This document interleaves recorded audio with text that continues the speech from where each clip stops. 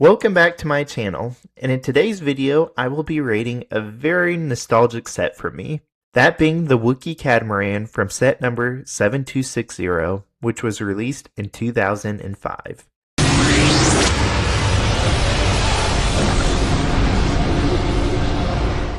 The Wookiee Catamaran's faction is clearly Wookiee, and I classified its primary designation as an air vehicle, since that is what we see it being used in the movie, but it is also known to be a water vessel as well.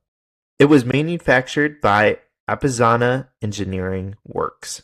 So an interesting fact is that the primary battle of Kashyyyk that we see in episode 3 takes place at the capital city of Kachiro.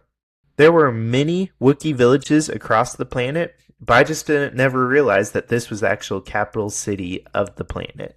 The Wookiee Catamaran has only been made this one single time by LEGO, and it could really use a remake since it's pretty inaccurate, to be honest, but I'll get more into that in the breakdown.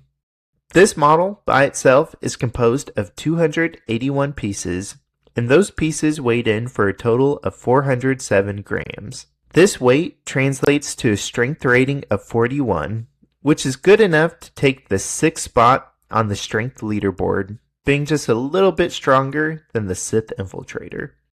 The second category is defense. The Catamaran doesn't feature any defensive technology, and although it was constructed by the very durable Worcester wood, that alone isn't enough to warrant a defensive score. As a result, I gave it a defense rating of 0, joining the long list of sets with no defensive capabilities. The next section is cargo.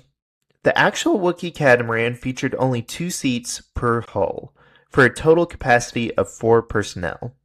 This model, however, is slightly larger and doesn't include designated seating, instead providing enough open space to comfortably hold 4 Wookiees in each hull, plus a single gunner, for a total of 9 personnel.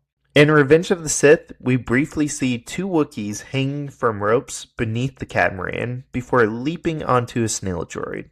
Unfortunately, this set doesn't represent this play or transport feature in any way, which is kind of a missed opportunity in my opinion. Even so, the 9-figure capacity is enough to earn the Catamaran a cargo rating of 18. That score moves it into 4th place overall, just edging out the AAL transport and sitting just behind the desert skiff in the cargo leaderboard. The 4th category is speed. Again, the Wookiee Catamaran functions as both a watercraft and an air vehicle, each with different performance characteristics.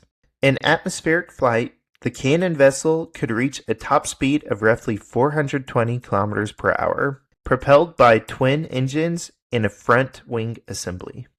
This is an area where the LEGO model notably misrepresents the craft. The set includes only a single engine and replaces the distinctive dragon-like wings with a simple propeller assembly. Despite these inaccuracies though, I'm keeping the Catamaran's speed consistent with its canonical performance. At 420 kilometers per hour, it becomes the slowest air vehicle in the rankings so far, earning a speed rating of 8. That score places it in a tie with the Race Speeder for the 13th position on the speed leaderboard. The last category is weapons. In the movies, we don't see any weapons being used by the Catamaran, but the encyclopedia says that the Wookiee Catamaran is equipped with a blaster cannon and an optional missile launcher. This model, though, has a couple weapons, with the first being a missile launcher right under the main engine assembly. In addition, each hull features a rear bomb chute capable of dropping multiple explosive charges onto ground targets.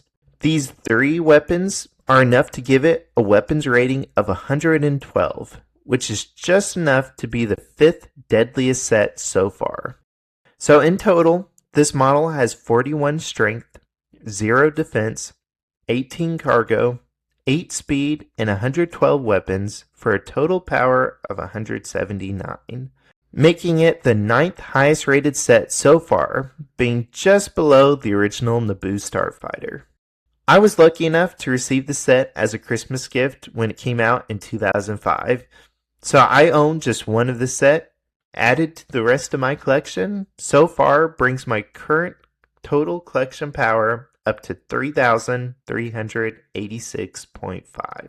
This set also adds the Wookiee faction to the growing list of competing armies so far, indicated by its reddish-brown color on the pie chart.